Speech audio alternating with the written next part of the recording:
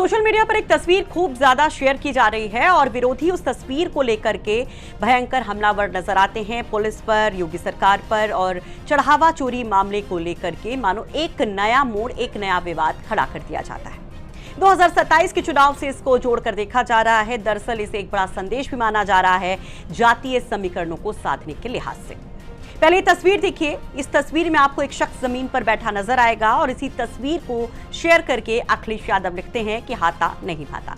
केवल अखिलेश यादव नहीं बल्कि उनके तमाम सेनापति, जब आप सोशल मीडिया पर जाएंगे तो उनके तमाम छोटे से लेकर के बड़ा सैनिक हो या फिर सेनापति हो, यानी कि बड़े लीडर्स अलग अलग क्षेत्र के, वो इस तस्वीर को शेयर करके बड़े बड़े पोस्ट, बड़े बड़े शब्दों के साथ हमलावर नजर आते हैं। पवन पांडे इस तस्वीर को शेयर करके लिखते हैं, गोरखपुर में जमीन पर बैठे दिखाई दे रहे युवा स्वर्गीय उपेंद्र शुक्ला जी के बेटे अरविंद शुक्ला हैं। आरोपी की अयोध्या में चढ़ावे की कथित चोरी को लेकर व्यंग्यात्मक बैनर लगाने के बाद पुलिस ने उनके साथ सख्ती की और उन्हें कारागार भेज दिया गया।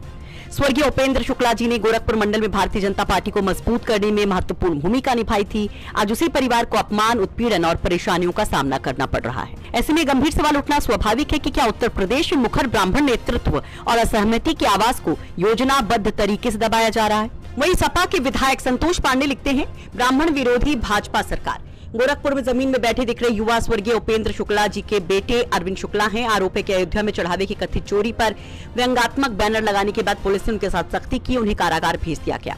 वो भी यहाँ पर ब्राह्मणों के साथ अन्याय की बात कहते हैं। समाजवादी पार्टी के तमाम समर्थक भी सोशल मीडिया पर इसी तरह से पोस्ट को शेयर करते नजर आते हैं। तो इस तस्वीर की सच्चाई क्या है और जमीन पर बैठा ये शख्स कौन है और उसके जरिए 27 के लिए क्यों कहा जा रहा कि अखिलेश यादव एक बहुत बड़ा संदेश दे रहे हैं खुद योगी आदित्यनाथ के गढ़ को लेकर। पूरे पूर्वांचल में अगर वो संदेश काम किया तो क्यों ये कहा जा रहा है कि 2027 में चुनावी पिक्चर ही बदल सकती है। नमस्कार, आप देख रहे हैं चर्चा में और आपके साथ मैं हूं सुषमा।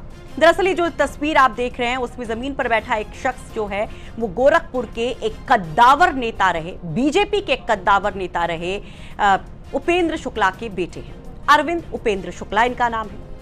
इन्होंने चढ़ावा चोरी को लेकर के एक पोस्टर बनाया जिसमें तमाम विवादित बातें लिखी गई। उस पोस्टर में सीएम योगी और पीएम मोदी की तस्वीर होती है। संघ को उसमें एक सिंबल के तौर पर इस्तेमाल किया जाता है और बहुत सारी बातें उस पोस्टर के जरिए कहने की कोशिश की जाती है, जिस पर पुलिस एक्शन लेती है। अरविंद शुक्ला के साथ 2 और लोगों को पुलिस डिटेन करती है, जिसमें इस पोस्टर को छापने वाले को भी शामिल किया जाता है। पुलिस की कार्रवाई पर समाजवादी पार्टी सवाल उठाती है और उसको घुमा देती है जातीय एंगल की तरफ, जातीय समीकरण की तरफ, और कहा जाता है कि दरअसल यहां पर ब्राह्मण जो हैं वो बीजेपी को नहीं भाते, इसलिए इस तरह की कोशिश की जा रही है उनको परेशान करने की। दूसरी तरफ चढ़ावा चोरी के मुद्दे पर भी चढ़ाई करते हैं सपाई और कहते हैं कि जब कोई सच दिखाने की कोशिश करता है तो उसकी आवाज को दबाने की कोशिश की जाती है। लेकिन जिस तरह से अखिलेश यादव ने लिखा कि हाथा नहीं भाता, सीधे तौर पर संदेश जाता है ब्राह्मणों को लेकर। क्योंकि गोरखपुर की अगर हम बात करें तो यहाँ पर ब्राह्मण वर्सेस ठाकुर की लड़ाई हमेशा से सियासी तौर पर रही है। हाथा यानी कि विनय शंकर तिवारी का चेहरा और उधर मठ की लड़ाई, पूर्वांचल में हर कोई इससे वाकिफ है और इसी के जरिए ब्राह्मणों को बड़ा संदेश दे रहे हैं अखिलेश यादव। लेकिन अरविंद शुक्ला क्यों इतने बड़े एक उनके लिए कैरेक्टर नजर आ रहे हैं, उनको क्यों उनके जरिए ये संदेश देने की कोशिश है, उसके पीछे भी एक बड़ा इतिहास है खुद बीजेपी से जुड़ा। क्योंकि बीजेपी के एक बहुत बड़े नेता थे, उन्हीं के बेटे हैं अरविंद शुक्ला। लेकिन 2022 के चुनाव से पहले स्थितियां बदलती हैं और सुभावती, आपको याद होगा वो नाम, जो सीएम योगी के अगेंस्ट समाजवादी पार्टी के उम्मीदवार होती हैं, वो अरविंद शुक्ला की मां ही होती है। आपको बताते हैं ये पूरा है क्या सीन और क्यों इस तरह से इनको यहां पर प्रेजेंट करके कहा जा रहा है कि अखिलेश यादव ने फिर से एक बड़ा दांव चलने की कोशिश की है। दरअसल उपेंद्र दत्त शुक्ला जो हैं वो बीजेपी के बहुत बड़े नेता थे। पूरे गोरखपुर मंडल में उनका काफी प्रभाव माना जाता था। उनको बीजेपी का हनुमान तक कहा जाता था, बजरंगबली तक कहा जाता था। काफी कुशल वक्ता थे वो, उनका प्रभाव बहुत ज्यादा होता था, उनके शब्दों का प्रभाव बहुत ज्यादा होता था। योगी आदित्यनाथ के करीबी माने जाते थे और जब 2017 में बीजेपी की सुनामी आती है, योगी आदित्यनाथ सीएम बनते हैं और वो लोकसभा की सीट छोड़ते हैं जिस पर इतने सालों से मठ का कब्जा था और या फिर कहा जाता था कि ये अजेय सीट है बीजेपी के लिए, वहां पर उपेंद्र दत्त शुक्ला को कैंडिडेट बीजेपी की तरफ से बनाया जाता है।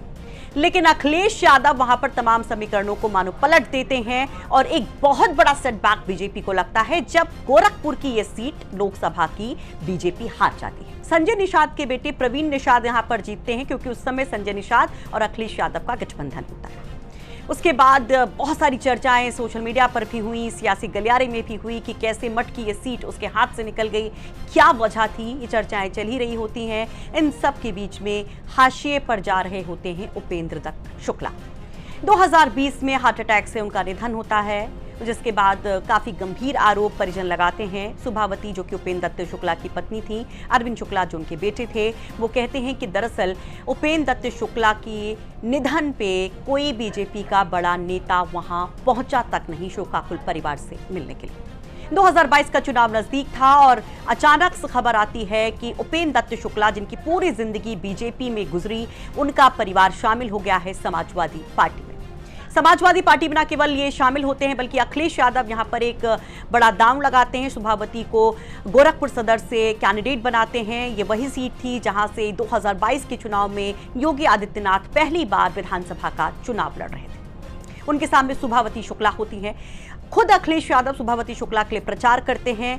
कई दफा मंच से सुभावती शुक्ला रोती हुई, सुबकती हुई भी नजर आती हैं। अपने पति के साथ हुए अन्याय के लिए वो यहां पर बोलती हुई नजर आती हैं और वोट मांगती नजर आती है। समाजवादी पार्टी को ऐसा लगा कि शायद वो ब्राह्मण चेहरा है, इसके साथ साथ सहानुभूति है और वो एक बड़ा फायदा ले जाएगी, लेकिन ऐसा नहीं होता है। 2022 के विधानसभा चुनाव में गोरखपुर सदर सीट से योगी आदित्यनाथ एक बड़े मार्जिन से जीत जाते हैं। एक तरफा ये जीत नजर आती है। अब एक बार फिर से सुभावती शुक्ला और उनके बेटे यहां पर चर्चा में हैं।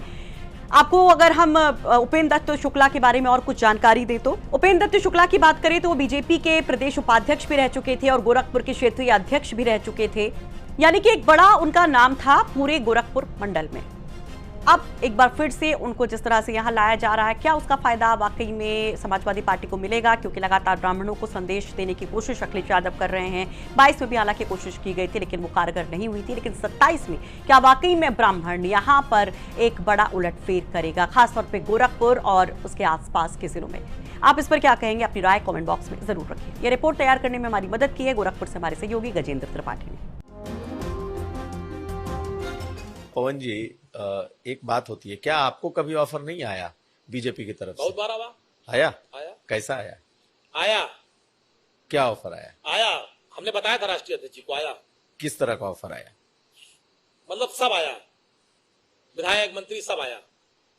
जानते हैं, ये भी घटना बता दें आपको, हम मेरे पिताजी, जैसे मैंने राजनीति शुरुआत की तो मेरे पिताजी कभी नहीं चाहते थे, लेकिन जब मैंने राजनीति में मैं प्रवेश कर गया, लखनऊ उपाध्यक्ष हो गया, तो ये भी बहुत महत्वपूर्ण घटना है।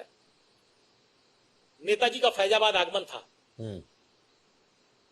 तो मैंने कहा कि आपको मेरे घर चलना। कहे हाँ चलेंगे तुम्हारे घर। मैं जेल से छूट के आया था, वही मेरे ऊपर गैंगस्टर और सारे मुकदमे दर्ज हुए थे बहन जी की सरकार में, उसके बाद मैं छूट के आया था।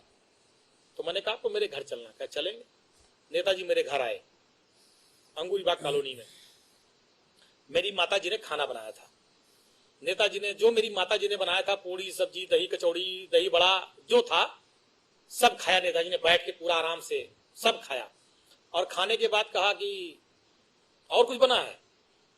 तो हमने मम्मी बुलाया अपनी माताजी को, तो उन्होंने पूछा क्या नाम है आपका? कहने मेरा नाम गीता। कहने बताइए कुछ और बना है? कहने जो बना था सब खिला दिया।